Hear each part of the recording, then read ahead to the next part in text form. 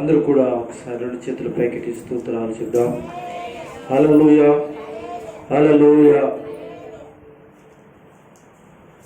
ఈరోజు రాత్రి మరొకసారి మనం అందరము ఆయన సన్నిధిలో ఈ విధంగా మనము గడపడానికి, లేక ఆయన సన్నిధిలో ప్రార్థన చేయడానికి, ఆయన సహవాసంలోనికి రావడానికి ప్రభు కృప అనుగ్రహించాడు. ఈరోజు మరొకసారి దేవుని యొక్క వాక్యం దగ్గరికి గుప్తంగా దేవుని మాటలు మనం ధ్యానం చేద్దాం. అందరూ బైబిల్ బైబిల్లో తెరిచి చూడాలి. నిర్గమాకాండము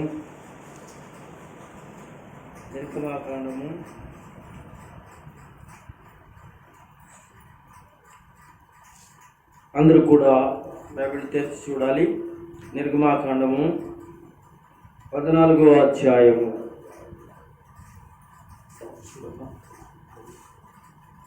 నిర్గమాకాండము 14వ అధ్యాయము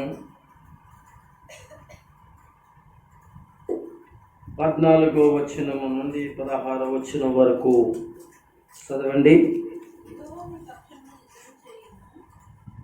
యెహోవా మీ పక్షమున యుద్ధము చేయను, మీరు ఊరికయే ఉండవలని ప్రజలతో చెప్పెను. అంతలో యెహోవా మోషేతో, నీవేళ నాకు మొర్ర పెట్టుచున్నావు, సాగిపోవుడని ఇశ్రాయేలీలతో చెప్పుము. నీవు నీ కర్ర ఎత్తి ఆ సముద్రం వైపు ఈ చెయ్యి చాపి దానిని పాయలుగా చేయము. అప్పుడు ఇశ్రాయేలీలు సముద్ర మధ్యను ఆరిన నేల మీద నడిచిపోవుదురు. చాలండి. ప్రభు యొక్క వాక్యములో, లేక ప్రభు యొక్క మాటలలో ఆయన చెప్తున్న విషయాలను మనము గమనించినట్లయితే ఇక్కడ ఒక ప్రయాణము కనిపిస్తుంది. ఆ ప్రయాణము ఇశ్రాయేలీల ప్రయాణం. ఈ ప్రయాణంలో ఇశ్రాయేలీలకు చాలా ఆటంకాలు కలిగాయి. ఇశ్రాయేలు ఐగుప్తు దేశం నుంచి వారు బయలుదేరినప్పుడు వారు లక్షలాది ప్రజలు ప్రయాణమయ్యారు. వారితో కలిసి,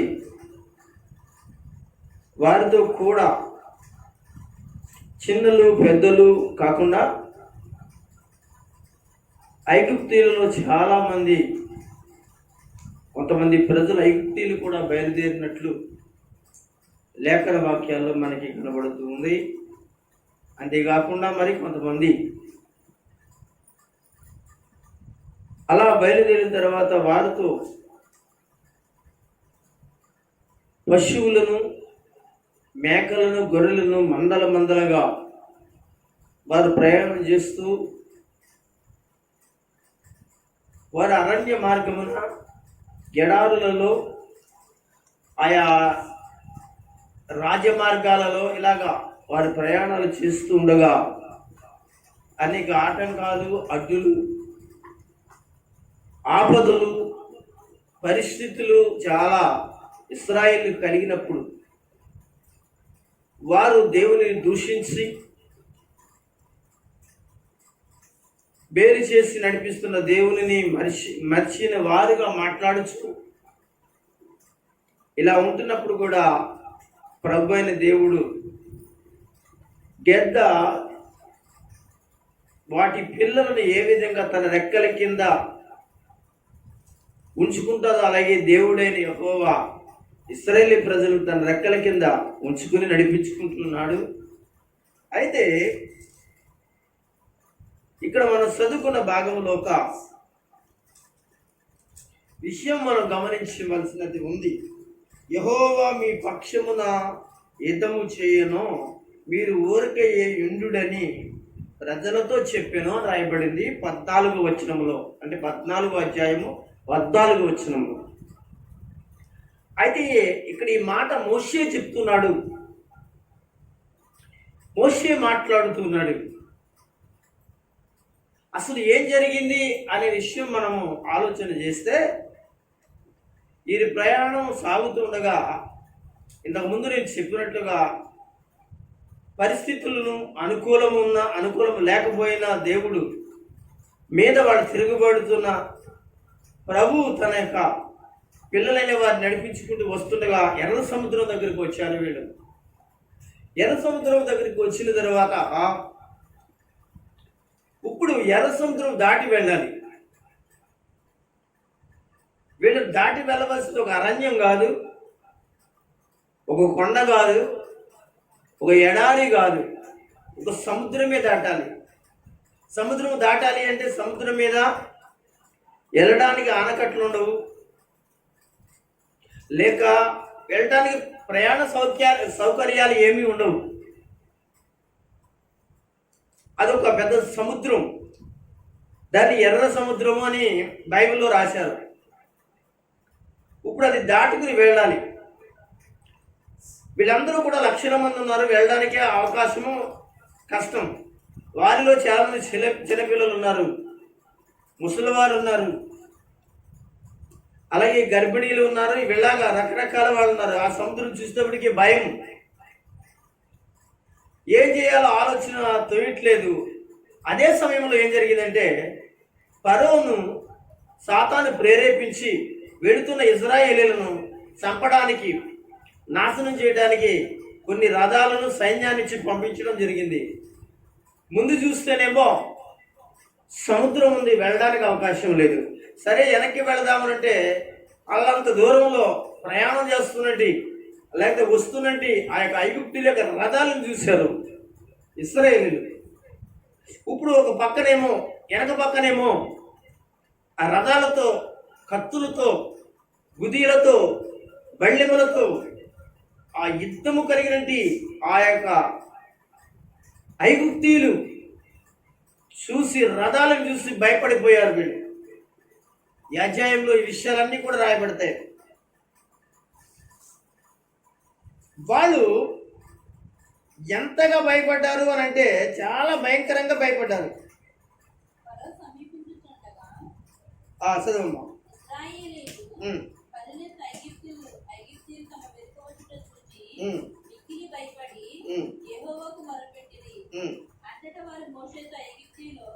సమాధులు లేవని ఈ అరణ్యము చచ్చుటకు మమ్మల్ని రప్పించుదువా? మమ్మల్ని ఐగుప్తీయులను బయటకు రప్పించి మమ్మల్ని ఇట్లు చేయనేలా? మా జోలికి రావద్దు, ఐగుప్తులు దాసులు పంపుతామని ఐగుప్తులు మేము నీతో చెప్పిన మాట ఇదే కదా. మేము అరణ్యము చచ్చుట కంటే ఐగుప్తులకు దాసులు ఒకటే మేరని చెప్పింది. చూడండి, ఇక్కడ ఈ 10వ వచనము 11, 12 వచనాలు ఇలాగ కిందకి వస్తే 13వ వచనం దాకా వస్తే ఈ విషయాలన్నీ కూడా అసలు ఈ వేళతో మోషే మాట్లాడుతున్నట్టు 14వ వచనంలో మీరు ఊరికే ఉండండి రథంతో చెప్పాడు. ఎందుకు ఆ విషయాలు చెప్పాడు అని అంటే, ఈ 14వ అధ్యాయంలో మనం చూసిన భాగాన్ని మనం గమనించినట్లయితే ఆ ఫరో రథాలు చూసి భయపడ్డారు. పక్కన ముందుకు వెళదామంటే సముద్రం ఉంది, పరిస్థితి బాగలేదు. ప్రస్తుతానికి వీళ్ళ దేవుని పిల్లలు అటు ఇటు మయాన్ని ఇరిక్కిపోయారండి. చాలా పర్యాయాలు దేవుని పిల్లలకి ఇటువంటి పరిస్థితులు ఏర్పడతాయి. ముందుకు వెళ్ళడానికి కొన్ని అవకాశాలు ఉండవు. సరే వెనక్కి వెళ్ళిపోతాము అంటే అవి కూడా అవకాశాలు ఉండవు. ఇలాగ దేవుని పిల్లలంటి వారు చాలాసార్లు వస్తుంది. ఇలాంటి పరిస్థితులు ఎదుర్కోవాల్సినట్టు మనం చూస్తూ ఉంటుంటాం.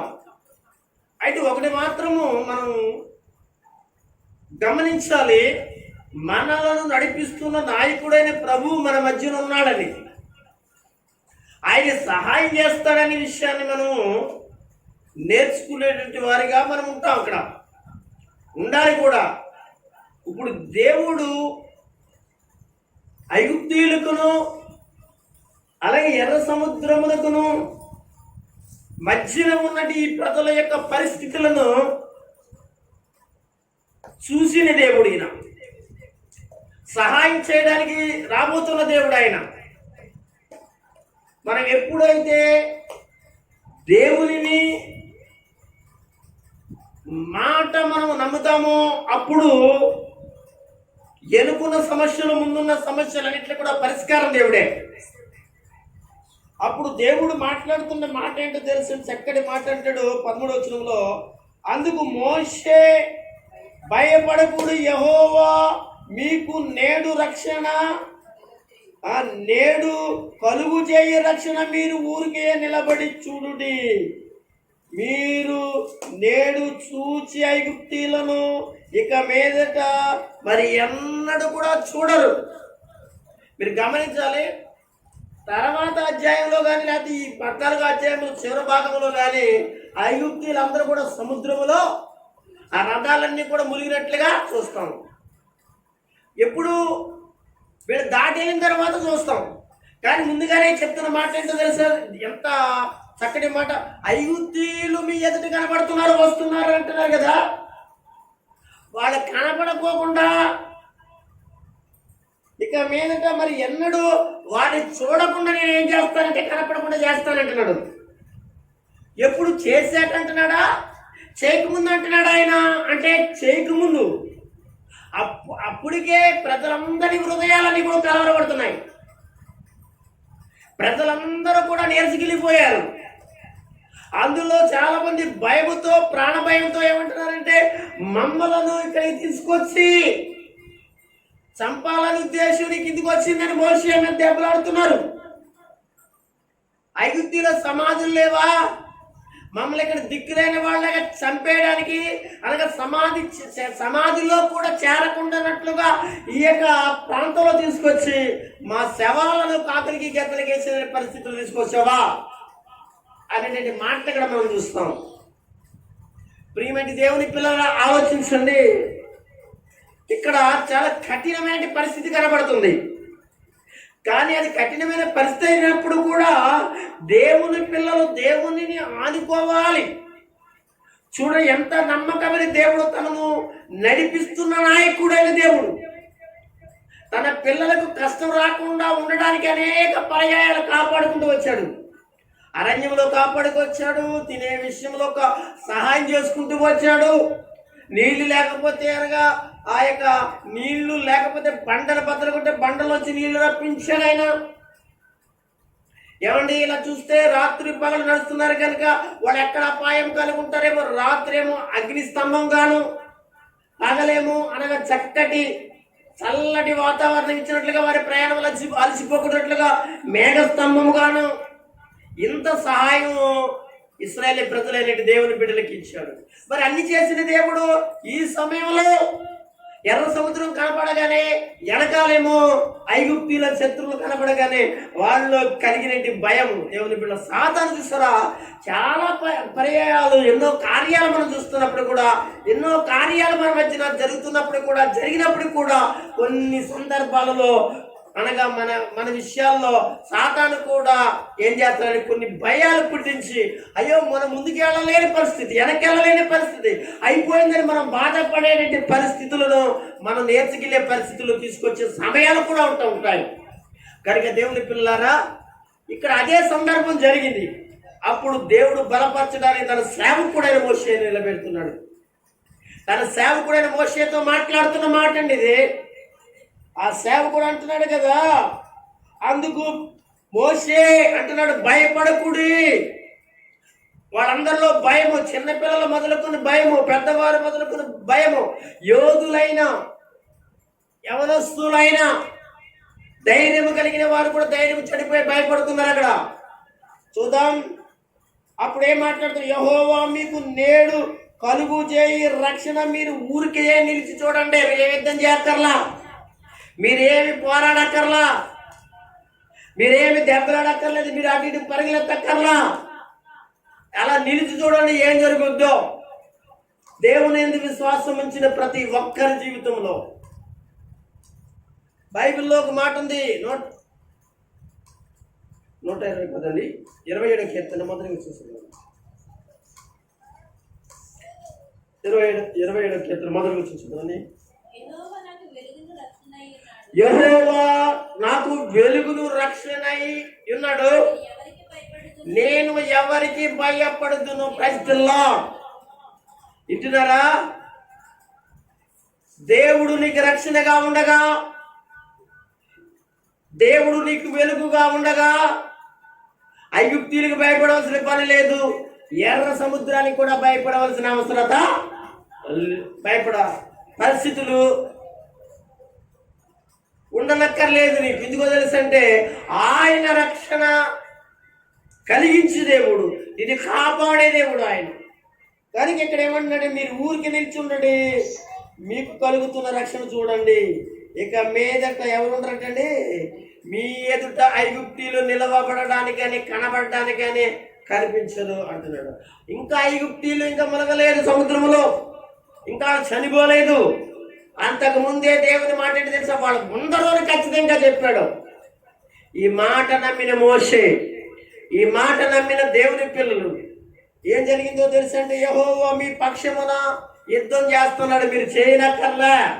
నడిచి నడిచి కాళ్ళు నొప్పులు పట్టాయేమో, మీలో చాలా మంది అనగా బలహీనులుగా ఉన్నారేమో, మీరు యుద్ధం చేయనక్కర్లేదు. మీరేం చేస్తారో తెలుసా, మీరు ఊరికే ఉండండి అని చెప్పగా మోషే ఏం చేస్తున్నాడో తెలుసండి, 15వ వచనంలో అంతలో యెహోవా మోషేతో అంటున్నాడు కదా, నీవేళ నాకు మర్ర పెట్టుచున్నావు మోషే, సాగిపోండి అని ఇశ్రాయేలుతో చెప్పుము అట్లాంటి. ఎందుకు మర్ర పెడుతున్నావు? మర్ర పెట్టవలసిన పని లేదు, నువ్వు ఏడవలసిన పని లేదు, ఇశ్రాయేలుని భయపడవలసిన పని లేదు. మీరేం చేస్తారో తెలుసా, మీరు సాగిపోండి. ఏదైనా మార్గం ఉందా, ఏదైనా రోడ్డు ఉందా, వెళ్ళడానికి ఏమైనా అవకాశం ఉందా అని ఎదురు చూస్తే ఏమీ లేదు అంటున్నాడు. మీరు సాగిపోండి. ఎలా సాగిపోవాలి ప్రభువా అనే విషయాలు అక్కడ మనం ఆలోచన చేస్తే ప్రభువే తనకి మార్గం చెప్తున్నాడు. 16వ వచనంలో నీవు నీ కర్ర ఎత్తి సముద్రం వైపు నీ చేచాచి దాని పాయలుగా చేయము. చూడండి, దేవుడు ఒక మార్గాన్ని తెరుస్తున్నాడు. నీ చేతిలో ఉన్న కర్ర చూడు, ఈ కర్రను ఏం చేస్తాడు, ఎర్ర సముద్రం వైపు చూపించు. నువ్వేం చేస్తానో చూపించు అంతే, అది 2 పాయలుగా ఏమైపోతుంది, చీలికిపోతుంది. మీరు వెళ్ళడానికి అవకాశము నేను కలిగించబోతున్నాను అని మోషేతో మాట్లాడాడు. చూడండి ప్రియులారా, ఈ సమయంలో నేను మీతో చెప్పిన ఎర్ర సముద్రము దేవుని మాట విన్నాదనే విషయాన్ని మనం చూసుకుంటున్నాం. వినాలండి, ఎందుకో తెలుసా, సృష్టి అంతా ఆయనదే. గాలి ఆయన మాటే వినాలి, సూర్య చంద్రులు కూడా ఆయన మాటే వినాలి, కాకులు ఆయన మాట వినాలి, పెద్ద తుఫాను లాంటి సముద్రంలో వచ్చిన అది కూడా ఆయన మాట వినాలి. అవసరమైతే నీళ్లను ద్రాక్షారసంగా మారు అంటే ఆయన మాట వినాలి. నేను సముద్రాలే కదా, నేను వినను అనడానికి లేదు. ఎందుకో తెలుసా, తను సృష్టించిన సృష్టికర్త యెహోవా దేవుడు, తన ప్రభువు కనుక తన మాట వినాలి. నువ్వు ఎంత సముద్రానివైనా ఆయన మాట వినాలి. నువ్వు ఎంత గొప్పదానివైనా, ఎంత గొప్పవాడివైనా, ఈ లోకంలో నీకు ఎంత కలిగి ఉన్నా, నువ్వు ఏ పరిస్థితిలో పైకున్నా, నువ్వు దేవుని మాట విని ఆయనకు లోబడాలి అనే విషయాన్ని మనకి దేవుని వాక్యము ద్వారా ఈ విధంగా మన ప్రభు అయిన దేవుడు మనకి బయలుపరిచి మాట్లాడుతున్నాడు. ప్రియమైన దేవుని పిల్లలారా, ఆలోచిద్దాం. నీవు నీ చేతి నీవు నీ కర్రను ఎత్తి ఆ సముద్రం వైపు నీ చేయ చాచి దాన్ని పాయలుగా చేయము. చేస్తానన్నాడా, చేయమన్నాడని? ఇక్కడ ఒక చిత్రం మీరు గమనించాలి. చెయ్యము అంటే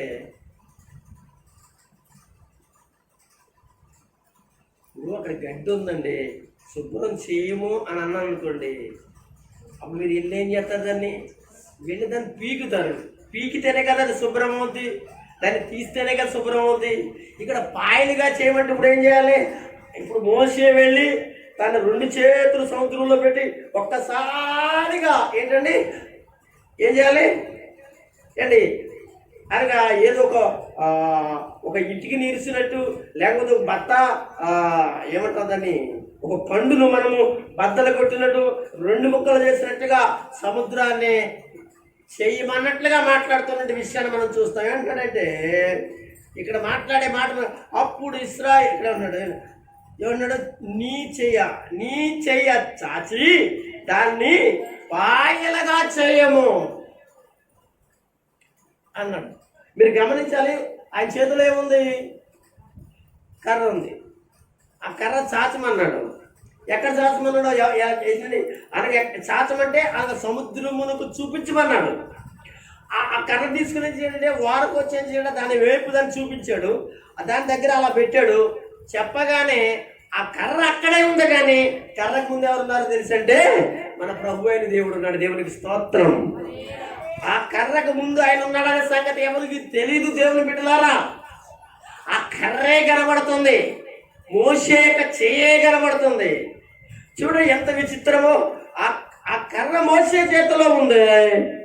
ఆ మోషే కర్రను తీసుకుని ఆ సముద్రం దగ్గరికి ఒడ్డుకొచ్చిన తర్వాత దాన్ని పట్టుకుని దాన్ని వేపిలా చూపించగానే ఆయన ముందు లేక ఆ యొక్క మోషే కర్ర ముందు మనకి కనబడని అదృశ్యుడైన దేవుడు ఏం చేస్తాడు, ఆ సముద్రమును చీల్చుకుంటూ వేయబడంటే అద్దరికి వెళ్ళిపోయాడు. దేవునికి స్తోత్రం. హల్లెలూయా. ఇదండి మన దేవుడు చేసే అద్భుతమైన కార్యాలు. నా జీవితాలలో లేకపోతే సంఘ విశ్వాసులైన సహోదరుల జీవితాలలో ఎవరైతే ఆయన మాట నమ్మి నిలబడతారో, చూస్తారో ఆయన కార్యాన్ని, ఇలాగే ఉంటుంది, ఇలాగే జరుగుతుంది వాళ్ళకి అనే విషయాన్ని మరొకసారి మనం నేర్చుకుంటున్నాం. దేవుని పిల్లలని మనము జ్ఞాపకం చేసుకుందాం. అప్పుడు ఇశ్రాయేలీయులు సముద్రం మధ్యన ఆరిన నేల మీద నడిచి పోయిరి. దేవుని స్తోత్రం కలుగును కాక. అండి అప్పుడు మనము చూస్తుంటాం, వేసవకాలం వచ్చేటప్పటికి కాలం కట్టేస్తారు కదా. కాలం కట్టేసిన తర్వాత కూడా కాలంలోని అక్కడక్కడ ఇంకాను నీళ్లు పొడిగానే ఉంది, ఇంకా నీళ్లు ఉంటానే ఉంటుంది, బురదగానే ఉంటుంది. కానీ ఇక్కడ ఏమన్నాడు చూడండి, అప్పటికప్పుడే ఇమీడియట్లీగా చూసారా ఏమైపోయిందంటే, ఒకవేళ వాళ్ళు వెళ్ళే ప్రయాణానికి వెళుతున్నట్టు ఆ యొక్క ఉంటాయి కదా, వాహనాలు ఉంటాయి కదండి, బళ్ళు కానీ అవి కానీ ముసలిగా నడిచే వాళ్ళు కానీ, ఒకవేళ వాళ్ళు నడిచితే ఆ బురదలోనే దీంట్లో వాళ్ళు కాళ్ళు ఇరుక్కుపోయి నడవలేరేమో అని చెప్పేసి ఏం చేశారు, ఆ సముద్రములో ఆరిపోయిన నేల. ఏ నేల అంటే ఆరిపోయిన నేల అంటే మనం ఆలోచన చేస్తే కొన్ని సంవత్సరాల కిందటండి సైంటిస్టులు అనగా ఎర్ర సముద్రాన్ని ఏం చేశారంటే పరిశోధన చేశారట. పరిశోధన చేస్తే బైబిల్లో జరిగిన విషయం ఉందా లేదా కనుక్కోవడానికి వాళ్ళు ఆలోచన చేస్తే ఇప్పటికీ కూడా అదేంటండి సిమెంట్ రోడ్డు ఎలాగుందో అలాగా ఆ దారి అలాగే ఉండిపోయిందంటండి. దేవునికి స్తోత్రం కలుగును గాక.